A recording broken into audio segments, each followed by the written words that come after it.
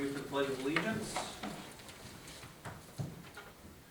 Pledge I pledge allegiance to the flag of the United States of America and to the republic for which it stands, one nation, under God, indivisible, with liberty and justice for all. Call this meeting to order at 6:01. It is a work session. Can I get a roll call, please? Michael Cashman. Present. Thomas Wood. I'm here. Meg Bob. Absent. Barbara Hebert. Here. Charles Costick. Here. James Coffey. Here. And I am present. Seeing nothing for public comment this evening, I will just remark as a reminder to the public that we continue to make accommodations for public participation as long as individuals are wearing masks and participating in safety protocols. For my report, I wanted to start with something a little bit different and just provide a little bit of a reflection, and that is that a year ago on this day, the World Health Organization declared the virus outbreak as a global pandemic. And during that period of time, over 118 million worldwide cases with 2.62 million deaths. And here in the US, we saw over 29 million cases with over 529 US deaths. And in New York State, over 1.7 million cases and over 48,000 deaths.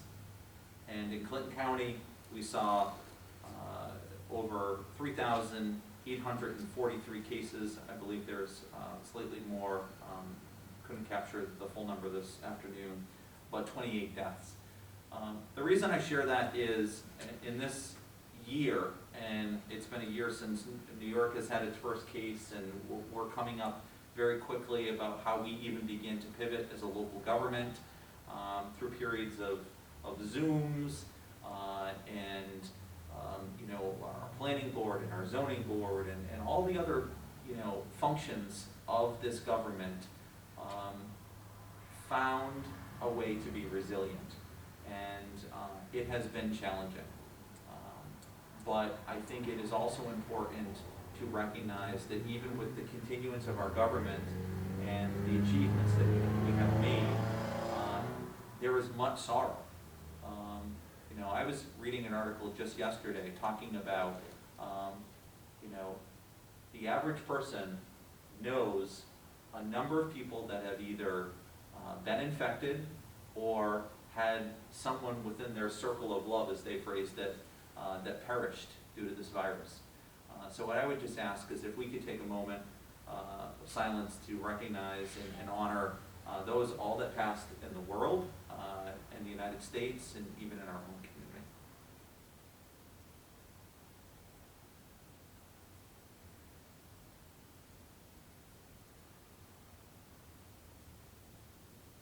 Thank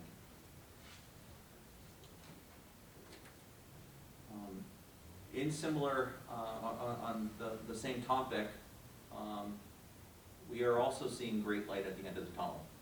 For a long time, it felt like it was a train coming at us.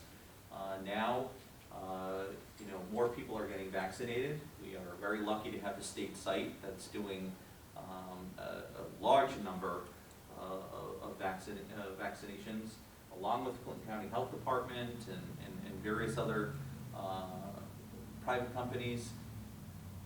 What I was very pleased with is that the governor announced yesterday, and starting on March 17th, government workers in particular will join the groupings of eligibility.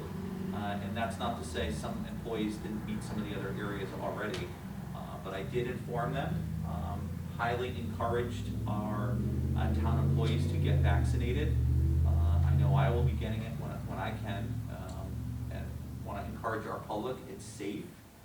It helps us get back to a sense of normalcy, but we are still in a position where things like masks at meetings will be going on for a while longer. So we're not quite there. And I don't know if I've shared this story with you at all, but I have a 95-year-old grandmother who's in a senior facility in Massachusetts. And thankfully, she now has had her two doses. And she said to me, she goes, I know that this has been a long road. And she hasn't seen people in just about a year. But she said, we have to endure just a little bit longer. And I just call upon ourselves and our employees and the public to continue to just endure a little bit longer, because the light at the end of the tunnel is not the train. It is goodness, and it is filled with love and opportunities to regather with friends and family. So in that reflection, I want to just end on one item, and that is in my report. New York State did require us to produce a draft, or we will end up adopting it, and that is the Town of Plattsburgh's Public Health Emergency Operation Plan. I sent it to you, take a look at it. It does need to be adopted by April 1st, but again, we've really been operating in an operation plan. We're one of the few municipalities that, thankfully, due to the department heads and in our partnerships with the Clinton Health Department and the County Ledge and the Association of Towns and Comptroller and many, many other people, we've been in a much stronger position to be able to operate on this. So take a look at it, and we'll get into that as well. That's really the meat and potatoes of what I wanted to put out there today. As a work session, it's not typical that we always bring stuff to the table for consideration in advance, but I do have one item, let me just get to it, that our highway superintendent has requested for consideration tonight. It's an annual, and that is Resolution 46, the highway request for town road closures. So I'll have our clerk read it, and we can take it up for consideration. Whereas the supervisor has received a letter dated March 5th, 2020 from Tim Dubray, Superintendent of Highways, requesting permission to temporarily post the following town roads effective March 19, 2020. 80 Road from 374 to the entire length, Bard Merrill Road section north of the Jean Lefebvre Road intersection, Bradford Road from Route 374 going north to Route 190, Champlain Park, all entrances, Cliffhaven Community, all entrances, Durand Road, Jean Lefebvre Road, Trudeau Road, Kennedy Road, Robinson Road, Stafford Road, South Junction Road, Thunderbird Heights, all entrances, Woodcliff Drive, Wallace Hill Road, and Archie Bordeaux Road. Therefore be resolved that certain vehicles, as described in the New York State Vehicle and Traffic Law, Section 1660, be excluded from the town highways and/or sections thereof listed in the aforementioned letter upon 1, the erection of signs posting the respective highways or sections thereof, and 2, a notice pursuant to said section 1660 being published in the Press Republican. And it is further resolved that the town board does hereby authorize and direct the town clerk to cause said notice to be published in the Press Republican in accordance to town law. And be it further resolved that a copy of this resolution be given to the highway superintendent. Okay. Is there a second? Seconded. Hebert, I know you both are on the highway committee. Any comments, reflections? No, it looks like you said it's an annual resolution. I think there is a new road listed on there, the Archie Bordeaux Road. I would just point, I'm just confused as to the dates though, because the resolution's the 19th and Yeah, these I just- documents are I all so reflect the 5th. And they may have been adjusted, assuming we were gonna vote on it next week, possibly. no, this is so it was dated. The letter was actually dated March 9th, 2021, and then Okay. I'm requesting the town board resolution to temporarily post the following town roads effective March 15th. So it would be for March 15th. Sometimes what they'll do is they'll begin to put the posts out or put up the signage, but the full effect really doesn't take on until March 15th. So we're gonna adjust the resolution Yep. then? Okay. Yeah, I just did that right in my here.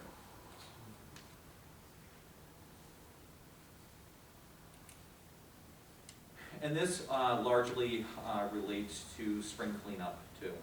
So that's one of the, and if spring is anything like today or the next couple of weeks, we will all be very blessed, so, knock on wood. So, any further discussion? All right, all those in favor, please say aye. Aye. Aye, so does carry. Okay, perfect, thank you. Just going back to the other draft items briefly. Draft minutes and monthly reports. The one item that I do want to just touch upon very briefly is we do have a resolution here for playground equipment purchased at the Everest Rabideau Park. I will remind everybody that a couple of years ago, we began a fund that would support the upgrade, refurbishment, needs for the parks. It was purposely, money's put aside. So, one might say, well, why during a, global pandemic, knowing that we've done such a good job to, be attentive to expenditures. These funds are specifically meant to be spent in that way. It was like the rainy day fund, but with a very specific purpose. It has accumulated up to the point. Mel and her team have gone through a process, and Chuck, I think you could speak to a little bit too. So. Yeah, absolutely, Michael. Mel brought the liaisons, Meg and myself, into the process. The two companies that have proposals did presentations for the entire Parks and Recreation Advisory Committee just shortly before Christmas, and basically did a straw poll with the advisory committee to see which direction they felt we should go. And overwhelmingly, the company that was chosen first was the choice. I think it was a good process overall, and that's a pretty broad committee, and I think gives us some good community input. And, and kudos again to Mel and Aaron and Megan, Chuck, and our community members, along with Patrick, for the understanding of, I think one of our strengths as a town is to plan, and to be able to position ourselves that even given challenging times, we can do some really good things, particularly, that makes our town a great place to live, work, play, right, and invest. So this is a great example, so. And this money is designated solely for that purpose. Correct, yes. And it could not be transferred to other funds, so if anyone's looking at it in terms of what were other departments or anything that we not getting Correct. something, it has nothing to do with that. Correct, and that's why I wanted to bring it up is, in a similar vein, for example, is when we make certain expenditures for the water department, that the way that department is funded and serviced is different. So we continue to follow best practices, and also things that are designed, and often things that have been designed a couple of years ago to put us in these positions to still be able to do some good stuff. Yeah, I appreciate you asking that question, Tom. So Chuck, the Kirk Bonner, was he the one that did the presentation? He was one of the presenters. Okay, yes. and then of course Jeffrey Associates, and they have the equipment installed. Correct, and we really chose to go with Kurt because he's local, he lives in Jay, and we've been involved with him with some other projects, so we're really fortunate to really go with him. The one thing I would call out too, there was, quite frankly, a lot of discussion that was the use of wood fiber surface, so the wood chips basically, versus the rubber, almost tire type material that's used a lot today. We went back and forth about that and really ended up with the wood carpet with the engineered wood fiber, mainly because of ADA, the ability and mobility in that particular product was much easier than the plastic, rubber mulch that's available.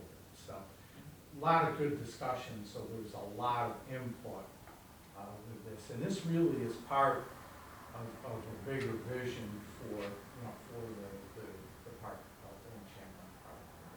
Mhm. Again, that's a draft.